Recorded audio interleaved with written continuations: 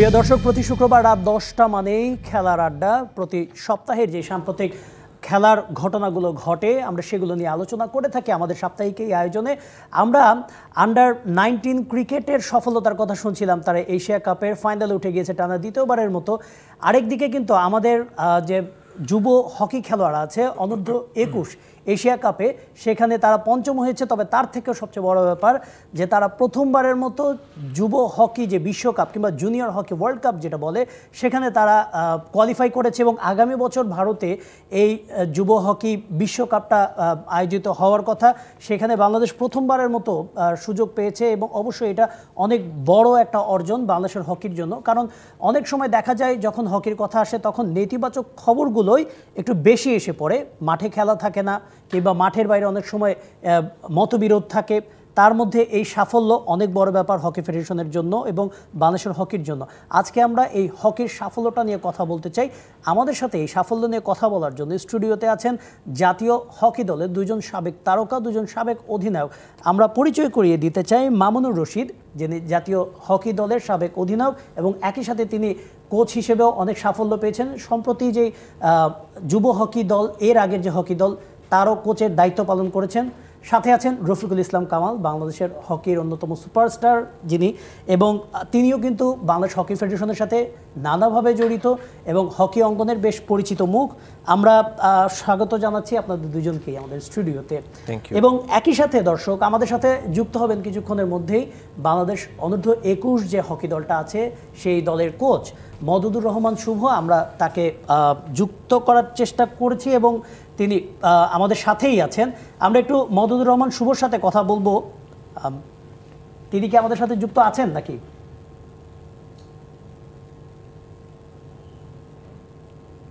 আচ্ছা, মওদুদুর রহমান শুভ, আপনি আমাদের সাথে যুক্ত আছেন। মওদুদুর রহমান শুভ, শুরুতেই আপনাকে স্বাগত জানাই এবং অভিনন্দন এই সাফল্যের জন্য। আপনাকে শুনতে পাচ্ছেন শুভ? ধন্যবাদ। জি, শুনতে পাচ্ছি। জি, শুরুতেই অভিনন্দন জানাতে চাই। আমাদের সাথে কামাল ভাই আছেন, আমাদের সাথে মামুনুর রশিদ ভাই আছেন। আমি একটু জানতে চাচ্ছিলাম যে এই জয়ের অনুভূতিটা এবং একই সাথে সেখানকার অভিজ্ঞতাটা কেমন ছিল এই যুব হকি খেলোয়াড়দেরকে নিয়ে। ওমানে যে আপনারা খেললেন এবং প্রথমবারের মতো যুব বিশ্বকাপে কোয়ালিফাই করলেন।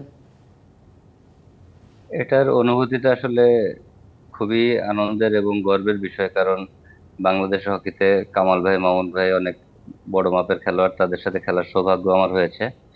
আর মূল ব্যাপারটা যেটা, বিশ্বকাপে খেলা কিন্তু একটা দেশের টার্নিং পয়েন্ট হিসেবে আমাদের ধরা উচিত, কারণ হকির এই ছেলেরা কঠিন পরিশ্রমের মাধ্যমে এই সফলতা অর্জন করেছে। এখানে তাদের যেমন অবদান আছে এবং পিছনে অনেকের অবদানই আছে, যে তারা যেখান থেকে উঠে এসেছে, তারপর বিকেএসপি, এবং সার্বিকভাবে বলবো মূল যে ব্যাপারটা হচ্ছে তাদের পরিশ্রম, তাদের ঐকান্তিক পরিশ্রম এবং কঠোর পরিশ্রমের পর তারা এই সফলতা অর্জন করেছে এবং দেশবাসীকে প্রথমবারের মতো হকি বিশ্বকাপে নিয়ে যাওয়ার মতো একটা সাফল্য এনে দিয়ে তারা অর্জন করেছে। জি, মওদুদুর রহমান শুভ, একটা জিনিস জানতে চাচ্ছিলাম যে আগামী বছর বিশ্বকাপ, সামনে একটা মানে অনেক বড় প্রস্তুতির একটা ব্যাপার রয়েছে এবং ফেডারেশনও কিন্তু এই সংবর্ধনা অনুষ্ঠানেও বলেছে যে সর্বোচ্চ চেষ্টাটা করা হবে। আপনার কি পরামর্শ এই প্রস্তুতির ক্ষেত্রে?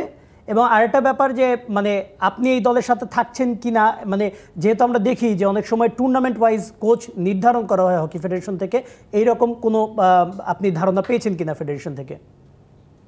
দেখুন, সর্বশেষ যে কোচ নির্বাচন ছিল সেখানে আমি কৃতজ্ঞতা জানাচ্ছি বিমান বাহিনীর প্রধান স্যারের প্রতি, এবং সাথে রিফাত ভাই এবং প্রিন্স, তারাও আমার সিলেকশনে একটা ভূমিকা ছিল তাদের, যে আমার উপর তারা আস্থা রেখেছে যে আমি হয়তো বা পারবো। আর এখানে আমার কাজ আপাতত যেটা ছিল এই টুর্নামেন্ট পর্যন্ত, পরবর্তীতে তারা কি সিদ্ধান্ত নেবেন এটা ফেডারেশন ভালো বলতে পারবেন। আর আমার যেটা পরামর্শ যদি চায়, অথবা সেদিনকে এই সংবর্ধনা অনুষ্ঠানে স্যারের সাথে আমার কথা হয়েছে, অনেকের সাথে কথা হয়েছে, এখন যেটা একটা বিশ্বকাপ, এটা কিন্তু অনেক বড় মাপের প্রতিযোগিতা এবং এখানে শুধু এশিয়া নাই, ইউরোপ, ল্যাটিন আফ্রিকা, বিভিন্ন জায়গা থেকে দেশ, মানে বিভিন্ন রকম ভালো ভালো দলগুলো থাকবে। তো এদের প্রস্তুতির জন্য এখন থেকেই একটা পরিকল্পনা তৈরি করা উচিত এবং ছেলেদের বিদেশে খেলা, মানে বিশেষ করে বলবো যে ইউরোপ, অস্ট্রেলিয়া এসব জায়গায় যদি তারা খেলতে পারে তাদের কনফিডেন্স লেভেলটা বাড়বে এবং তাদের খেলার মান উন্নত হবে। এবং এই ছেলেদের মধ্যে যে কনফিডেন্স আছে, বিশেষ করে বয়স ভিত্তিক খেলা যেহেতু এটা, তাদের যে আত্মবিশ্বাস, জি যে পারফরমেন্স আমরা এই যুব এশিয়া কাপে দেখেছি, এই ছেলেদের ধরে রাখতে পারলে 1 বছরে তারা আশা করি বিশ্বকাপেও প্রথমবারের মতো খেললেও একেবারে খালি হাতে ফিরবে না। জি মওদুদুর রহমান শুভ, আপনাকে আমি শেষ প্রশ্নটা করতে চাই। হকিতে যখন কথা ওঠে কোচ নিয়ে, সবাই বলেন যে এইটাও আমাদের অনুষ্ঠানের একটা আলোচনার একটা বিষয়, যে যখনই কথা হয় তখনই বলা হয় বিদেশি কোচ নিয়ে এসো, বিদেশি কোচ নিয়ে এসো। হকি ফেডারেশন কিন্তু এতটা বড় লোক ফেডারেশন নয় যে তারা আসলে, অনেক সময় দেখা যায় আর্থিক সংকট রয়েছে, যখন কথা হয় বিদেশি কোচ নিয়ে এসো। কিন্তু আমাদের দেশেও তো ভালো কোচ রয়েছেন, ভালো এক্স প্লেয়ার রয়েছেন, তারা অনেক ভালো টেকনিক্যাল জিনিসগুলো বোঝেন। আসলে বাংলাদেশের হকিতে কি বিদেশি কোচ সত্যি অপরিহার্য, নাকি আমাদের দেশীয় কোচ যারা আছেন তারাও সেই অ্যাবিলিটি রাখেন বড় মঞ্চে পারফর্ম করার জন্য? দেখুন, বিদেশি কোচের কথা বলা হয়, বিদেশি কোচদের কিন্তু অর্থ দেওয়ার ক্ষেত্রে কোনো কার্পণ্য করে না ফেডারেশন। একটা বিদেশি কোচ আনলে তার পিছনে 4,000, 5,000, 6,000, 8,000 ডলার দিতে কোনো বাধা নেই। কিন্তু দেশীয় কোচ যারা কাজ করেন, মামুন ভাই এখানে একটা কাজ করেছেন, আমি এবার করেছি, দেশীয় কোচদের আর্থিক ব্যাপারে ফেডারেশনের দেখা যায় যে তহবিল খালি হয়ে যায়, অনেক কিছু হয়। তা সুতরাং দেশীয় কোচরাও যদি উপযুক্ত সম্মানই পায়, এবং কারণ আপনি জানেন এখন হকি অনেক টেকনিক্যাল গেম এবং এখানে সাপোর্ট স্টাফ লাগে অনেক। আর একটা কোচকে শুধু চোখের দেখায় চলে না, তাকে অ্যানালাইসিস করতে হয় খেলা, জি এগুলো সফটওয়্যার অনেক ব্যয়বহুল। তা দেশীয় কোচদের যদি আপনি সম্মানই না দেন, তারা নিজেদের গড়ে তুলতে ব্যক্তিগত খরচের কতটুকু আগান। তা দেশীয় কোচদের একটা হচ্ছে ফেডারেশন উদ্যোগ নিয়ে তাদেরকে উন্নত মানের প্রশিক্ষণ, বিভিন্ন প্রশিক্ষণের আয়োজন করতে পারে, অথবা বিদেশে পাঠিয়ে তাদেরকে বিভিন্ন কোর্সে অংশ নেওয়ার ব্যবস্থা করতে পারে, যাতে তারা নতুন হকির জি সাথে মানে যুক্ত হতে পারে। এবং সাথে সাথে তাদের আর্থিক যে বিষয়টি, জি কারণ কোচরা যদি আর্থিকভাবে নিশ্চিন্ত না থাকে, তাহলে তাদের কাজের প্রতি যে অনীহা, স্পৃহা, সেটা মোটিভেশন দিয়ে শুধু হবে না। আর্থিক বিষয়টাও ফেডারেশনের দেখা উচিত আমার মনে করি। অবশ্যই। মওদুদুর রহমান শুভ, আপনাকে ধন্যবাদ আমাদের সাথে যুক্ত হওয়ার জন্য। আবারও অভিনন্দন জানিয়ে আপনাকে বিদায় দিচ্ছি। অনেক ধন্যবাদ আমাদের সাথে যুক্ত হওয়ার জন্য। ধন্যবাদ। আমরা মওদুদুর রহমান শুভর সাথে শুরুতে কথা বলে নিলাম। একটু প্রথমে কামাল ভাইয়ের কাছে যেতে চাই। আমরা অনেক বিষয় নিয়ে আলাপ করছি। বাংলাদেশের যুব হকি দল, বাংলাদেশ আগে ভালো খেলতো, এখনও ভালো খেলে, শুধু এক্সপোজারটা পায় না। অনেকে বলে থাকেন বাংলাদেশের হকি খেলোয়াড়রা কি সত্যি মানে তারা অনেক মেধাবী, এক্সপোজার পান না, নাকি এখনও বাংলাদেশের হকিতে অনেক কিছুই শিখতে হবে, কারণ তারা এখনও শক্তিতে অনেকটা পিছিয়ে আছে ভারত কিংবা পাকিস্তান থেকে? মানে কোনটা সত্যি, যে তাদের মেধা রয়েছে, শুধু এক্সপোজারটা প্রয়োজন? ধন্যবাদ।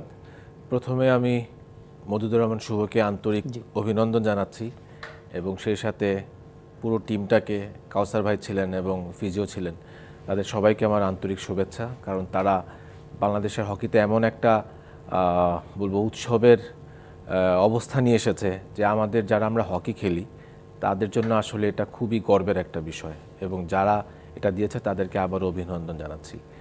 আর আপনার যে প্রশ্নটা হচ্ছে সেটা হচ্ছে যে বাংলাদেশের হকিতে মেধা ছিল, আছে, এবং এক্সপোজটা আমাদের আসলে দরকার, এবং এক্সপোজটা এমনভাবে দরকার যে আপনাকে এশিয়ান লেভেল থেকে এখন কিন্তু আপনি চলে গিয়েছেন ওয়ার্ল্ড লেভেলে। আর সেখানে একটা বিষয় হচ্ছে ফিজিক্যাল ফিটনেস। ফিজিক্যাল ফিটনেসটা আমাদের জন্য খুব বেশি প্রয়োজন, কারণ হচ্ছে এখন 60 মিনিটসের খেলা হয়েছে, 4টা কোয়ার্টারের খেলা হয়। আমরা যে মঞ্চে এখন খেলবো সেখানে কিন্তু ফিজিক্যাল ফিটনেসটা অনেক বেশি দরকার এশিয়ান লেভেলে। মানে আমার কাছে মনে হয়েছে যে আমরা 3 মাসের একটা প্রস্তুতি গ্রহণ করি, কিন্তু 3 মাসের প্রস্তুতিটা আসলে হয় না সাধারণত, কারণ একটা প্লেয়ার ইনজুরি থাকে, সে ইনজুরি থেকে রিকভার করবে, কিন্তু মনোটোনাস একটা থাকি আমরা, মানে শুধু প্র্যাকটিসই করে যাচ্ছি, সেখানে কিন্তু কোনো ধরনের চেঞ্জ কিছু নাই। সকালবেলায় যাচ্ছি, উঠছি, প্র্যাকটিস করছি, ঘুমাচ্ছি, আবার রেস্ট নিচ্ছি, আবার মাঠে যাচ্ছি, এসে রেস্ট নিচ্ছি। তো এই যে সময়টা, এই সময়গুলোর মধ্যে আসলে এক্সপোজটা যে জন্য দরকার, যে ম্যাচ খেলা, ম্যাচ আপনি যত বেশি খেলবেন তত বেশি কিন্তু আপনার ভুলভ্রান্তিগুলো বের হয়ে আসবে, এবং সেখানে আপনি কাজ করার একটা সুযোগ পাবেন, এবং সেখানেই আপনাকে কাজ করতে হবে। আমাদের যেমন আমরা যাদের সাথে এখন গিয়ে খেলবো, ইউরোপিয়ান, আফ্রিকান এবং ল্যাটিন আমেরিকার টিম আছে, সে সাথে এশিয়ারও কিন্তু বেস্ট কয়েকটা টিম আছে। তো সবার সাথে খেলতে হলে প্রথম কথাই হচ্ছে আমার ফিজিক্যাল ফিটনেসটা আমাদের একটা এমন পর্যায়ে নিয়ে আসতে হবে যেন কোনো প্লেয়ার 60 মিনিটসে কোনো সমস্যা যেন না হয়।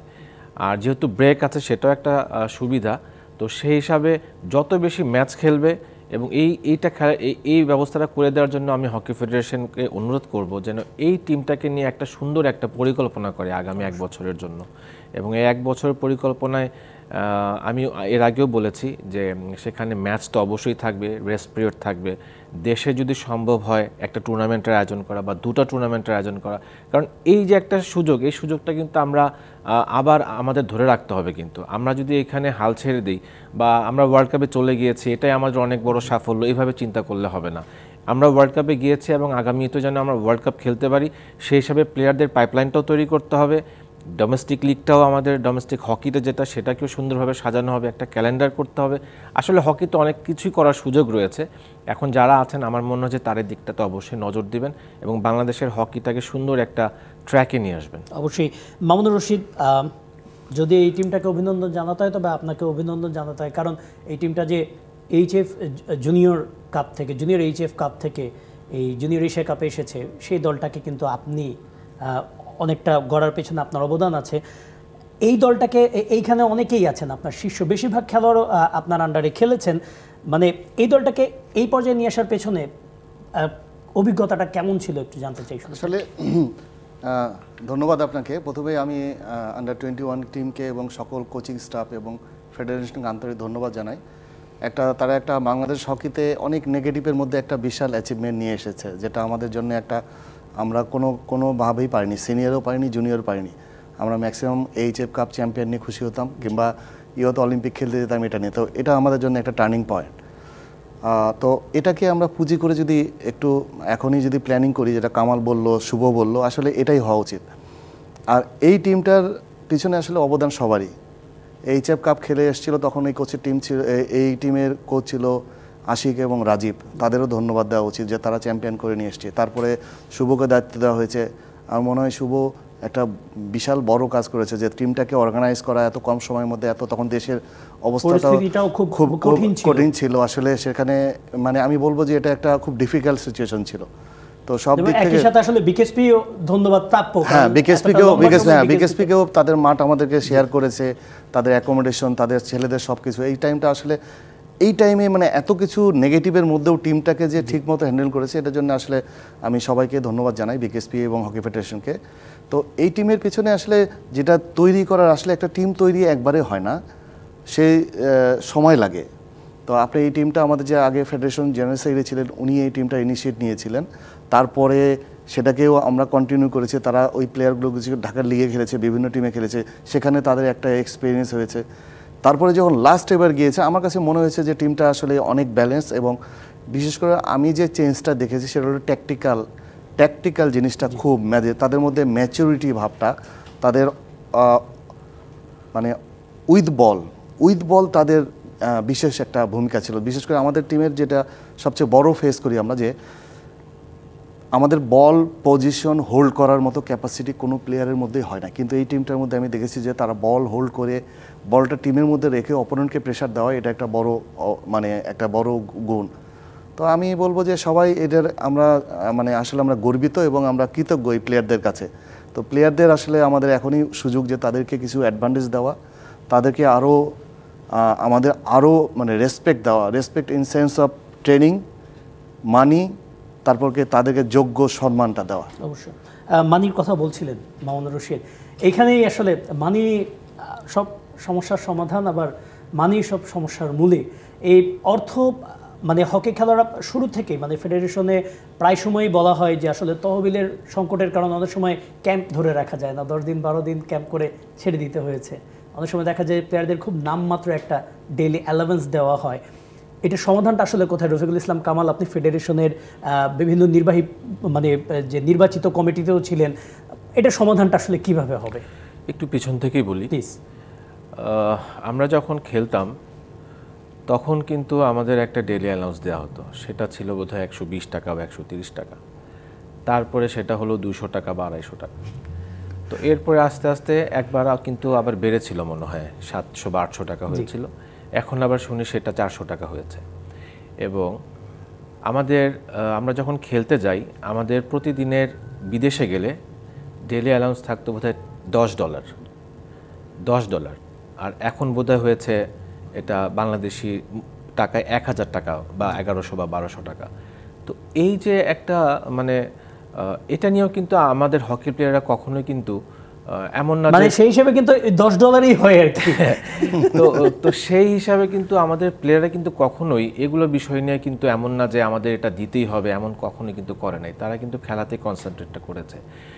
আর আরেকটা বিষয় হচ্ছে যে আমরা আমি যখন ফেডারেশনে আসলাম, ন্যাশনাল টিমের সিলেকশন কমিটিতে আসলাম, তখন কিন্তু দেখেছি যে আমরা চাচ্ছিলাম 40 জন বা 50 জন প্লেয়ার নিয়ে একটা ক্যাম্প চালু করতে।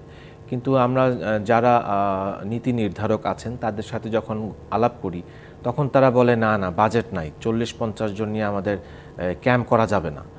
আমরা চাইলাম যে এটাকে 3 মাস বা 4 মাস রান করতে, না এত সময়ও করা যাবে না, এত টাকা আমাদের কাছে নেই। এই যে সমস্যাগুলো আছে এগুলো সমস্যা কিন্তু আমরা ফেস করেছি। এখানে ফেডারেশনকে আমি কোনো দোষ দিব না, কারণ হচ্ছে আবার ফেডারেশনের কিন্তু অনেক এটার উপরে আমার মনে হয় দায়িত্ব থাকে। কারণ হচ্ছে একটা ন্যাশনাল টিম যখন যাবে বাইরে আমাদের একটা প্রস্তুতি নিতে হবে, এবং প্রস্তুতিটা কিন্তু দেশীয় কোচদের উপরে যখন থাকে তখন কিন্তু সব কিছু দেশীয় কোচদের উপর বলতে না এটা হবে না, ওইটা হবে না, এটা হবে না। কিন্তু যখন বিদেশি কোচ আসে, বিদেশি কোচের জন্য কিন্তু সবকিছু তখন রেডি, যেটা বলবে তখন সেটাই, তখন যেটা বলি আমরা তখন সেটাই করি। কিন্তু দেশি কোচদেরকে আমরা বেতনও দিতে চাই না, দেশি কোচদের আমরা কোনো সুযোগ সুবিধা দিতে চাই না, দেশি কোচদের আমরা কোনো কথাই শুনতে চাই না। দেশি কোচ যদি কিছু বলে তুমি বেশি বুঝো, বেশি বোঝার দরকার নেই, যেটা আমরা বলছি সেটা করো। কিন্তু বিদেশি কোচ আসলে সব তাকে গাড়ি দিতে হয়, তাকে ফ্ল্যাট দিতে হয়, তার বেতন বাড়ায় দিতে হয় 1 বছর পর পর। তো এই যে এগুলো বিদেশি কোচদের জন্য একরকম, দেশি কোচদের জন্য একরকম। তো আমাদের আসলে পুরো হকির যে কি বলবো ইনফ্রাস্ট্রাকচার যেটা আছে সেটাকে আসলে পরিবর্তন করা উচিত। আর প্লেয়ারদের মামুন যেটা বললো যে তাদেরকে সম্মান দেওয়া, তাদের মর্যাদাটা দেওয়া, আমার কাছে কেন জানি মনে হয়েছে যে গতকালকে যে পুরস্কারটা ঘোষণা করা হয়েছে একদিক থেকে হয়তো না পাওয়ার চেয়ে ভালো, আবার যেটা দিয়েছে আপনি বিশ্বকাপ খেলতে যাব আমি, সেটার তুলনায় কিন্তু খুবই এটা আমার কাছে মানে মনে হয়েছে যে প্লেয়ারদেরকে এটা কি অবহেলাই করা হলো নাকি অসম্মান করা হলো, আমি আসলে এটা অবশ্যই আমরা এই ব্যাপারে কথা বলবো, আমাদের একটা বিরতি নিতে হচ্ছে। দর্শক, কথা বলছিলাম হকি নিয়ে, বাংলাদেশের হকি নিয়ে একটা সুখবর এসেছে, তবে তার পেছনে অনেক দুঃখের গল্প থাকে, অনেক সংগ্রামের গল্প থাকে, সেটা নিয়ে কথা বলছিলাম। বিরতি নিয়ে ফিরছি, আরও কথা হবে এই ব্যাপারে। স্বাগত আরেকবার খেলার আড্ডায়। আমরা কথা বলছিলাম বাংলাদেশের হকি নিয়ে। যুব হকি খেলোয়াড়রা তারা প্রথমবারের মতো জুনিয়র হকি বিশ্বকাপে কোয়ালিফাই করেছে, বাংলাদেশের জন্য অনেক গর্বের ব্যাপার। তবে তাদের যে সংগ্রামের গল্পটা সেটাও আমাদের জানতে হবে, যেটা কিনা ফেডারেশনের মানুষরা কিংবা এই দলের সাথে যারা যুক্ত ছিলেন তারা একেবারে কাছে থেকে দেখেছেন। এই ব্যাপারে আলাপ করার জন্যই কিন্তু আমাদের আজকে এই স্টুডিওতে আছেন জাতীয় হকি দলের সাবেক 2 অধিনায়ক। আমাদের সাথে আছেন মামুনুর রশিদ, যিনি কিনা এই যুব হকি দলের কোচের দায়িত্ব পালন করেছেন, যেই খেলোয়াড়রা এবারে প্রথমবারের মতো যুব বিশ্বকাপে কোয়ালিফাই করেছে। একই সাথে আছেন রফিকুল ইসলাম কামাল, যিনি জাতীয় দলের অধিনায়ক তো ছিলেনই, সাথে তিনি ফেডারেশনের সাথেও যুক্ত ছিলেন, ভবিষ্যতে হয়তো বা থাকবেন। আমরা কথা বলছিলাম যে পুরস্কারটা নিয়ে। আমার মামুন ভাই যখন এলেন তখন মামুন ভাইও বিষয়টা নিয়ে বলছিলেন যে এইখানে আসলে অনেক বড় রিস্ক নেওয়ার একটা ব্যাপার থাকে, কারণ এইবারে প্রথমবারের মতো অ্যাডহক কমিটি যে করা হয়েছে সেখানে আমরা দেখেছি সমাজের যারা বিভিন্ন প্রতিষ্ঠিত ব্যবসায়ী আছেন কিংবা মানে গণ্যমান্য ব্যক্তির যারা আছেন শিল্পপতিরা আছেন, তারা জায়গা পেয়েছেন। মানে তারপরেও কেন এটা মানে প্লেয়ারদেরকে একটা যোগ্য সম্মান দেওয়া হলো না? সম্মান দেওয়া হয়েছে, সংবর্ধনা দেওয়া হয়েছে, বিমান বাহিনী প্রধান তিনি, প্রেসিডেন্ট তিনি দিয়েছেন, কিন্তু যে আর্থিক পুরস্কার ব্যাপারটা কিছুক্ষণ আগে ক্রীড়া মন্ত্রণালয় ঘোষণা করেছে 20 লাখ টাকা দেওয়া হবে, তবে ফেডারেশন গার্ডিয়ান হিসেবে যে দায়িত্বটা সেটা কতটুকু পালন করেছে?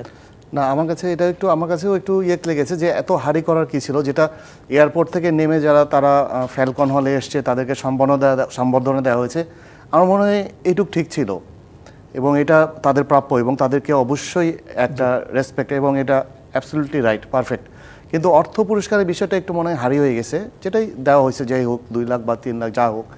আমার মনে হয় ফেডারেশনের উচিত ছিল এটা এইভাবে করার, যে ফেডারেশনের যেহেতু এখন একটা অ্যাডহক কমিটি কাজ করছে, তাদেরকে একটা কমিটি করা উচিত ছিল যে আন্ডার 21 সম্বর্ধনা দেওয়ার জন্য একটা কমিটি করে বলা উচিত তোমরা একটা প্রপোজাল করো, এবং এই কমিটি কিভাবে আর্থিকভাবে আরও বেশিভাবে দেওয়া যেত, কিংবা আরও পুরো অনুষ্ঠানটাকে আরও জাঁকজমক করা যেত, স্টেডিয়ামে আরও ভালোভাবে করা যেত। তো এত হারি না করে, বিশেষ করে আর্থিক বিষয়টা আমি বলবো যে তারা এর চেয়ে বেশি ডিজার্ভ করে। তারা এত কষ্ট করেছে, এত কিছু করেছে এবং ইতিহাসে প্রথমবার বিশ্বকাপে খেলতে গিয়েছে। তো আমার মনে হয় তাদেরকে আরও ভালোভাবে, এবং আমার মনে হয় এখনও সুযোগ আছে।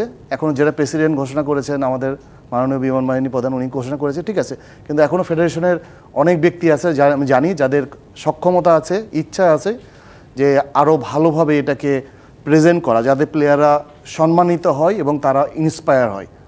অবশ্যই। রফিকুল ইসলাম কামাল, এখানে মামুন ভাই যেটা বললেন যে আসলে আর্থিক যে ব্যাপারটা একটু তাড়াহুড়া করা হয়েছে, কিন্তু প্রায় প্রতি সময় দেখা যায় যে অনেকে নির্বাচনে আসার জন্য কিংবা ফেডারেশনে আসার জন্য সবসময় উদ্গ্রীব থাকেন, কিন্তু আসার পরে যখন দেখা যায় যে অবদান রাখার যে ব্যাপারটা সেখানে একটু পিছিয়ে যান, সেখানে তারা সাইলেন্ট মেম্বার হয়ে যান। এটা বেশিরভাগ ক্ষেত্রেই দেখা যায়, এটা প্রায় সব ফেডারেশনেই আছেন যে ওই সময় চলে আসেন কিন্তু পরবর্তীতে আর তাকে ওইভাবে খুঁজে পাওয়া যায় না। একটা ফেডারেশনে অ্যাডহক কমিটি চলছে, সামনে হয়তো বা নির্বাচনটা যদি হয়, সেখানে কেমন কর্মকর্তা আসা উচিত, কারা আসবেন, কারণ ফেডারেশনে যে আর্থিক সংকটটা চলছে সেটাও কিন্তু তাদের মাথায় রাখতে হবে, তাদেরকেই কিন্তু আসলে এখানে কন্ট্রিবিউট করতে হবে, তাদেরকেই স্পন্সর নিয়ে আসতে হবে। রাইট। আমি মাননীয় বিমান বাহিনী প্রধানকে ধন্যবাদ জানাতে চাই যে বাংলাদেশে যে একটা রাজনৈতিক অস্থিতিশীলতা ছিল সেই সময়টাতে উনি যেভাবে এই দুটো টিমকে যার ব্যবস্থা করে দিয়েছেন, এটা অবশ্যই তাকে ধন্যবাদ জানাতে চাই এবং সাথে যারা ফেডারেশনেও ছিলেন সবাইকে ধন্যবাদ জানাতে চাই। আমাদের হকি কিন্তু সবসময় একটা আর্থিক দৈন্যদশার মধ্যেই থাকে, সবসময় থাকে। আর আরেকটা বিষয় যেটা হচ্ছে যে এখন যারা অ্যাডহক কমিটিতে আছেন আসলে তারা কিন্তু সেরকম সময়ও কিন্তু পান নাই। টিমটা যখন যাবে তার কয়েকদিন আগে কিন্তু অ্যাডহক কমিটিটা ঘোষণা করা হয়েছে এবং মামুনের সাথে আমিও একমত যে যে পুরস্কারটা তাদের জন্য ঘোষণা করা হয়েছে এটা আমার কাছে না, আমার মনে হয় যারাই দেখেছে সবার কাছে বিষয়টা খুবই দৃষ্টিকটু মনে হয়েছে।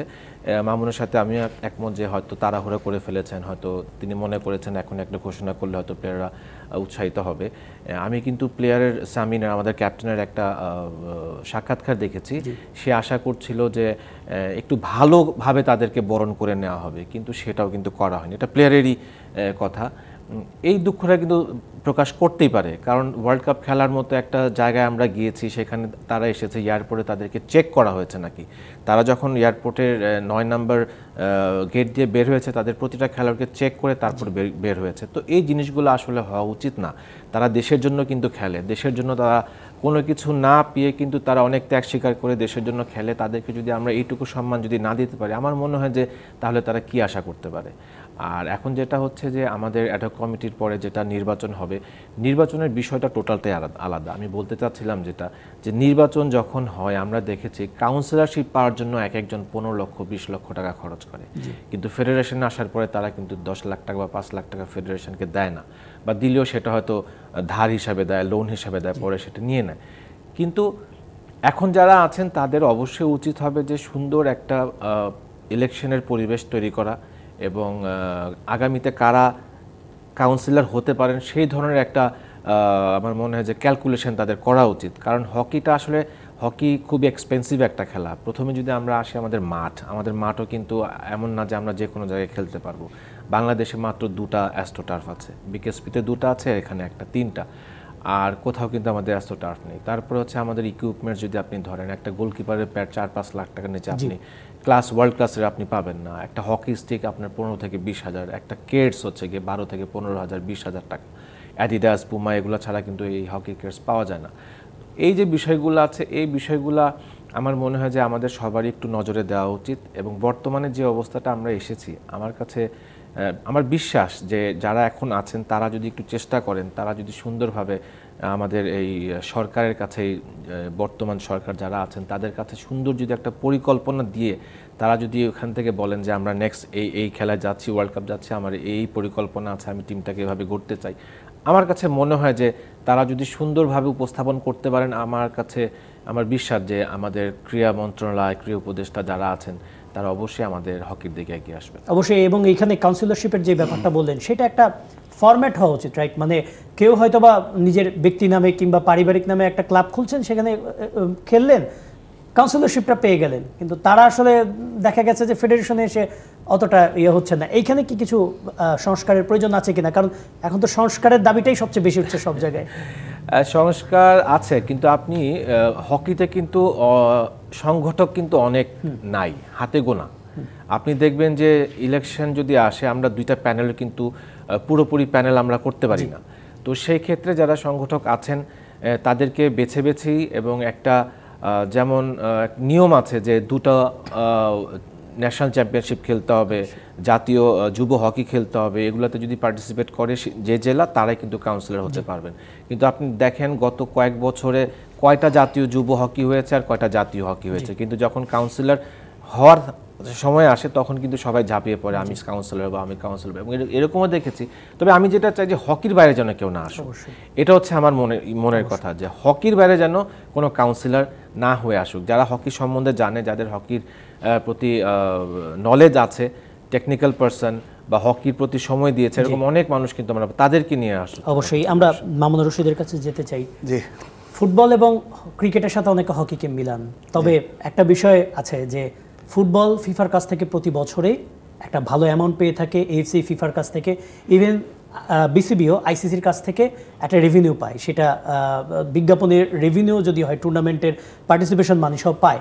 কিন্তু হকি এখানে একটু আলাদা, কারণ বাংলাদেশের হকি ফেডারেশন তারা কিন্তু এশিয়ান হকি ফেডারেশন কিংবা ইন্টারন্যাশনাল হকি ফেডারেশন থেকে আর্থিক যে রেভিনিউ এরকম কোনো কিছু পান না, আর্থিক অনুদানও পান না। জাপান সব ইকুইপমেন্টসের মাধ্যমে পায়, সেটা হকি স্টিক কিংবা এগুলো আসে। সেই ইকুইপমেন্টসগুলো আসলে আন্তর্জাতিক মানের বলবো এমনটা নয়। এইটা কি আসলে চেঞ্জ করার প্রয়োজন আছে কিনা? যদি এটা থাকতো, অন্ততপক্ষে এই যে যেই দলগুলো আছে এই দলগুলো একটু মেইনটেনেন্স করা যেত, জাতীয় দলগুলো মেইনটেনেন্স করা যেত। আপনার কি এমনটা মনে হয় কিনা? না, আসলে ফুটবল বা ক্রিকেট আপনি জানেন প্রফেশনাল গেম, তারা প্রফেশনাল, টোটালটাই প্রফেশনাল সিস্টেমে চলে। আমাদের হকি কিন্তু এখনও প্রফেশনাল হয়নি, সেটা ইন্টারন্যাশনাল হকি ফেডারেশন আন্ডারে হয়নি, এশিয়ান হকি ফেডারেশন আন্ডারে হয়নি। আমরা এখনও স্টিল আমরা অ্যামেচার ভিত্তিতে চলছি। তো সেখানে অনুদান পাওয়ার বা স্পন্সর বা অন্য ইভেন্ট বা সত্ত্ব এ ধরনের কোনো সুযোগ নাই। তো হকি ফেডারেশনকে যা করতে হয় হকি ফেডারেশনের নিজস্ব সোর্স থেকেই করতে হয়, এবং এটা আমি প্রিভিয়াস দেখেছি যে আসলে এটা অনেক ডিফিকাল্ট একটা কাজ। সে প্রত্যেকটা টুর্নামেন্ট যখনই আসে কিংবা লোকাল যখন একটা টুর্নামেন্ট চালাতে হয় তখন অবশ্যই আর্থিক একটা বিষয় বিশাল ইম্পর্টেন্ট। তো এটার জন্য আমরা অনেকটাই পিছিয়ে আছি। তো আমার যেটা মনে হয় যে এই ক্ষেত্রে আমাদের যেহেতু এখন দেশে একটা পরিবর্তনের সময় চলছে, আমি মাননীয় ক্রীড়া উপদেষ্টাকে অনুরোধ করব যে প্রত্যেকটা ফেডারেশনের আর্থিক সচ্ছলতা একটা রাস্তা যেন উনি করে দেয়, এবং সেটার অবশ্যই জবাবদিহিতা থাকবে যেন টাকাটা ঠিকমতো খরচ হয়। তাহলে হবে কি, ফেডারেশন আপনি কোনো ডেভেলপমেন্ট কাজই করতে পারে না এই আর্থিক সংকটের কারণে। যেহেতু আমরা ক্রিকেট বা ফুটবলের মতো না যে বছর গেলে 200-300 কোটি টাকা আমাদের অ্যাকাউন্টে জমা হচ্ছে, আসলে সেরকম না। যা করতে হয় আমাদের নিজস্ব সোর্স থেকেই করতে হয়। তো আমার মনে হয় এটা সরকারের কাছে অনুরোধ, সরকারই পারে যদি কোনো একটা অপশন তৈরি করতে পারে। যেহেতু এখন নতুন করে সব কিছু হচ্ছে, অ্যাডহক কমিটি রয়েছে, গঠনতন্ত্র নিয়ে ওনারা কাজ করছেন। তো গঠনতন্ত্রের মধ্যে যদি এরকম একটা আর্থিক সচ্ছলতার একটা নীতিমালা থাকে, যে প্রত্যেকটা ফেডারেশনে আর্থিক একটা সচ্ছলতার বা আর্থিক সোর্সের একটা নীতিমালা সরকারের যদি থাকে, যে হ্যাঁ সরকার বাজেট থেকে হতে দিতে পারে, কিংবা কোনো আর্থিক প্রতিষ্ঠান বা কোনো স্পন্সর প্রতিষ্ঠানকে দিতে পারে, একটা অপশন মানে তৈরি করা, তাহলে যেভাবে হোক তারা যদি চিন্তা করে হ্যাঁ এটা করলে আমার মনে হয় ভালো। অবশ্যই আমরা আরো কথা বলবো, একটা বিরতি নিয়ে ফিরতে হচ্ছে, ফিরে এসে কথা হবে। দর্শক, কথা বলছিলাম বাংলাদেশের হকি নিয়ে, একটা বিরতি নিচ্ছি, সাথে থাকুন। বিরতির পর আবারও ফিরে এলাম খেলার আড্ডায়। আমরা কথা বলছিলাম বাংলাদেশের হকি নিয়ে, যুব বিশ্বকাপে হকি প্রথমবারের মতো কোয়ালিফাই করা নিয়ে। আমাদের সাথে আছেন জাতীয় দলের 2 সাবেক অধিনায়ক মামুনুর রশিদ, এবং সাথে আছেন রফিকুল ইসলাম কামাল। আমি একটু প্রশ্ন করতে যাচ্ছিলাম মামুন ভাইকে, একটু জানতে যাচ্ছিলাম যে আসলে শুভ ভাই বলছিলেন বিদেশি কোচ, দেখা যায় যে একটা টুর্নামেন্টে একজন কোচ থাকেন, তারপরে টুর্নামেন্টে কোচ বদল হয়ে যায়, সেটা দেশি হোক আর বিদেশি হোক। বিদেশি আসলে মানে দেখা যায় তাদেরকে সব ধরনের সুযোগ সুবিধাই দেওয়া হয়, কিন্তু বাংলাদেশের হকিতে কি আসলে মানে বিদেশি কোচই আনতে হবে, মানে এতটা অপরিহার্যতা কেন? নাকি আসলে দেশীয় কোচরাও অ্যাবিলিটি রাখেন? আপনিও তো ছিলেন। না, আমার মনে হয় কি জানেন, এই ঘটনার পর আমরা ওমানে বাংলাদেশ জুনিয়র আন্ডার-21 টিম ওয়ার্ল্ড কাপ কোয়ালিফাই করে চলে এসছে। এখানে কি কোনো বিদেশি কোচ ছিল? না, এখানে অবশ্যই তো লোকাল কোচই করেছে। তো তারপরেও যদি বিদেশি কোচের এই অর্থ, এই সময়, এই ফ্যাসিলিটিস আমরা কেন নষ্ট করবো? আমার প্রশ্ন আমি মানে হকির সংশ্লিষ্ট নীতি নির্ধারকদের কাছে, যে আবার কেন? আমি শুনেছি যে আবারও বিদেশি কোচ নিয়ে কথা হচ্ছে, যে বিদেশি কোচকে দেওয়া হবে। এই বুদ্ধিগুলো কে দেয়? মানে এই এত উর্বর বুদ্ধি একটা প্রমাণ আমাদের হাতের কাছে যে দেশি কোচ গিয়ে ওয়ার্ল্ড কাপে, যেটা আমরা আগে কেউ পারে নাই, তারপরও কেন আবার বিদেশি কোচকে এনে হবে? আপনার বিদেশি কোচ আনলে $5,000 বেতন দিতে হবে। আপনার লোকাল কোচকে আমি জানি না, এই যে যারা ওমান থেকে আসলো ম্যাক্সিমাম তাদের বেতন কত ছিল? 30 থেকে 40 হাজার টাকা একজন কোচের, কারণ আমার প্রিভিয়াস অভিজ্ঞতা থেকে বলছি। তো 30-40 হাজার টাকা একটা কোচকে দিয়ে আপনি রেজাল্ট পাচ্ছেন, সেখানে $5,000 দিয়ে ফরেন কোচ আনার কি দরকার? সে তো প্লেয়ারদের সাইকোলজি বুঝবে না। আর আমাদের কাছে এখন প্রমাণ যে আমরা দেশি কোচরাও এটার জন্য ক্যাপাবল। এবং আপনি সবচেয়ে বড় কথা, আপনি কতদিন বিদেশি নির্ভর করবেন? আপনি লোকাল কোচিং স্টাফকেও তো ডেভেলপ করতে হবে, যে তাদেরকে আপনি ওই টাকা না করে তাদেরকে ট্রেনিংয়ে পাঠান, তাদেরকে কোচিং স্টাফ দেন, তাদের কোচিং ইকুইপমেন্টস দেন। নতুন টেকনোলজি এখন আসছে, সেই টেকনোলজিগুলোকে ইন্ট্রোডিউস করেন, ট্রেনিং নিয়ে আসার ব্যবস্থা করেন। এইটা ভালো কথা বলেছেন রফিকুল ইসলাম কামাল। মানে আমরা যে বিদেশি কোচের কথা বলছি ভালো কথা, কিন্তু দেখা যাচ্ছে বিদেশি কোচ যখন নিয়ে আসছি, ঘুরে ফিরে সেই গোবিন্দনাথন কৃষ্ণমূর্তি কিংবা গেরহার্ড রাগ পিটার, যারা কিনা আবার একেবারে যে এখন মডার্ন যে ইউরোপিয়ান হকিটা এখন মার্কেটে চলছে তার সাথে কিন্তু একেবারে খুব মানে ক্লোজ ধারণা নেই। ঘুরে ফিরে আমরা গোবিন্দনাথন কৃষ্ণমূর্তি, গেরহার্ড রাগ পিটার, কেন আমরা নতুন কোচ নিয়ে আসতে পারছি না? একটা পুরনো কথা বলি, আসলে অনেক কথাই মনে পড়ছে। আমরা যখন প্রথম ফেডারেশনে গেলাম এবং তখন গোবিন্দনাথন কৃষ্ণমূর্তি কোচ হয়ে আসলেন এবং উনি একটা সফটওয়্যার চেয়েছিলেন আমাদের কাছ থেকে, ম্যাচ ব্রেকার। এটা হচ্ছে গিয়ে আপনি পেনাল্টি কর্নারগুলোকে আলাদা করে ফেলতে পারবেন, গোলগুলোকে আলাদা করে ফেলতে পারবেন একটা ম্যাচের। তো সেইটাও কিন্তু আমরা প্রোভাইড করতে পারিনি। তো দুঃখজনক বিষয়গুলো হচ্ছে যে এই যে বর্তমানে যে আধুনিক হকির যে যুগটা চলে এসেছে, এখানে আপনি দেখেন যে মামুনের কথা ঠিক আছে, আমি এগ্রি করি যে হ্যাঁ দেশীয় কোচরা সাকসেস হচ্ছেন, অবশ্যই সাকসেস হচ্ছেন, তাদেরকে রাখা উচিত। কিন্তু বর্তমানে আপনি এই ইন্ডিয়ার দিকে যদি তাকান, পাকিস্তানের দিকে যদি তাকান, মালয়েশিয়ার দিকে যদি তাকান, তারা সবাই কিন্তু ইউরোপিয়ান কোচগুলোই কিন্তু ব্যবহার করছে। তো আমরা কেন না যে একজন উপদেষ্টা হিসাবে একজন কোচকে রাখি, সেই সাথে আমরা আমাদের দেশি কোচদেরকে কাজে লাগাই এবং এখানে একটা প্রপার একটা কোচিং স্টাফ আসলে হওয়া উচিত। আমাদের 2-3টা কোচ থাকবে, একটা গোলকিপিং কোচ থাকবে, ফিজিও থাকবে, ভিডিও অ্যানালিসিস থাকবে, সেই সাথে একজন ইউরোপিয়ানকে আমরা যদি উপদেষ্টা হিসাবে রাখি, সে পুরো জিনিসটা গাইড করলো, কোথায় কি করতে হবে একটা প্ল্যান করলো, এবং সেটা অবশ্যই আর্থিক সঙ্গতি রেখে। অবশ্যই। এবং সেই ক্ষেত্রে আমার কাছে মনে হয় যে বর্তমানে এই হকিটা যেহেতু একেবারে ইউরোপিয়ানদের কাছে চলে গিয়েছে, আমরা যদি বাংলাদেশে যারা ইউরোপিয়ান ইউনিয়নের যারা কর্তা ব্যক্তি আছেন, আমাদের সরকারের মাধ্যমে বা ক্রীড়া মন্ত্রণালয়ের মাধ্যমে আমরা যদি একটা চুক্তিতে যেতে পারি, চুক্তি আদান প্রদান, যেটা সাংস্কৃতিক চুক্তি হয় বা স্পোর্টসের চুক্তি হয়, তারা যদি আমাদেরকে সেভাবে কিছু একটা হেল্প করতে পারে, আমরা তাদের দেশে গেলাম, খেললাম, বা তাদের দেশ থেকে আমাদেরকে টিম পাঠালো, তো এখানে একটা মনে হয় কাজ করার একটা সুযোগ রয়েছে। যেহেতু ইউরোপিয়ানরা যেমন বেলজিয়াম আছে, এখানে জার্মান আছে, তারপরে অস্ট্রিয়া আছে, তো আমরা মনে হয় যে এগুলো একটা সুযোগ আমার মনে হয় যে নেওয়া যায়। তো সেই ক্ষেত্রে অবশ্যই এটা আমার একেবারে ব্যক্তিগত মতামত, হয়তো অনেকের সাথে আমার এই মতটা যাবে না। বর্তমানে আমরা যে টুর্নামেন্টটা খেলতে যাব, সেখানে দেশি কোচদের সাথে আমি চাচ্ছি একটা বিদেশি কোচের জন্য একটা কম্বিনেশন। অবশ্যই আমরা একেবারে শেষের দিকে রয়েছি। মামুনুর রশিদ, জানতে চাচ্ছিলাম যে আমরা যুব বিশ্বকাপ খেলতে যাচ্ছি, মূল বিশ্বকাপটা খেলতে কত দেরি, আর হচ্ছে যে মানে সিনিয়রদের বিশ্বকাপটা, আর আমাদের ইন্ডিয়ার সাথে যে গ্যাপটা হয়ে গেছে, সব দেশেরই হয়ে গেছে, ইভেন মালয়েশিয়ার সাথেও আমাদের কিন্তু একটা গ্যাপ আছে।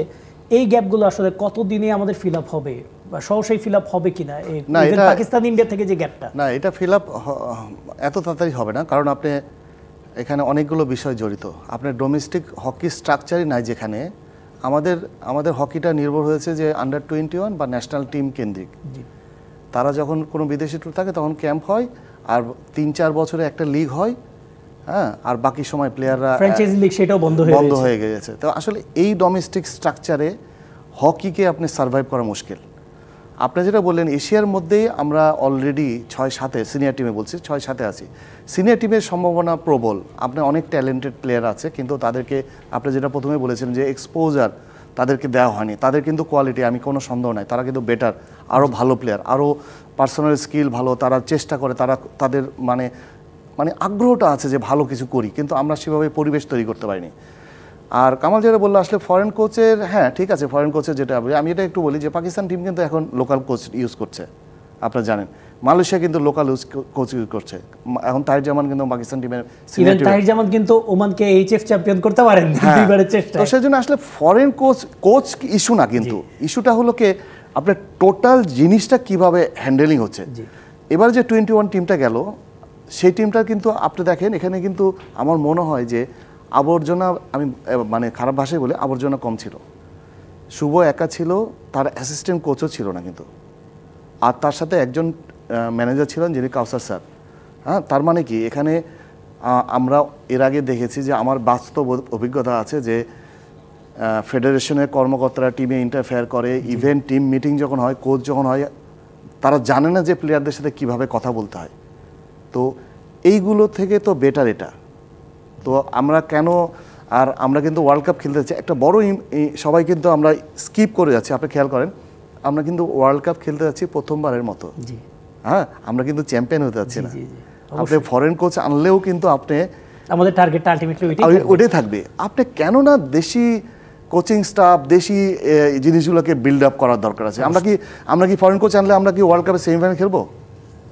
তো আসলে বিষয়গুলো অন্যভাবে চেক করা উচিত। এখন আমরা ইমোশনালি বলে ফেললাম ফরেন কোচ আনবো, আসলেই আনবো, সে আনবো। অবশ্যই, এবং এটা আসলে ফেডারেশনই মূলত সিদ্ধান্তটা নিবে। আমরা একেবারে শেষ দিকে আছি। ধন্যবাদ মামুনুর রশিদ আপনাকে। ধন্যবাদ আপনাকেও। একই সাথে রফিকুল ইসলাম কামালকেও ধন্যবাদ আমাদেরকে সময় দেওয়ার জন্য। দর্শক, আমরা হকি নিয়ে কথা বলছিলাম। আসলে হকিও তো আমাদের একটা খেলা, ক্রিকেট ফুটবলের মতো। এখানেও সরকারের উচিত আরও দৃষ্টি দেওয়া, এবং এই সাফল্যের মাধ্যমে আশা করি যে সরকার এবং ফেডারেশনে যারা আছেন তারা একটা সুদৃষ্টি দিবেন হকি খেলোয়াড়দের দিকে, এবং মাঠের খেলাটা অন্ততপক্ষে যাতে নিয়মিত থাকে, এই প্রত্যাশায় শেষ করছে আজকের আয়োজন। ধন্যবাদ সঙ্গে থাকার জন্য।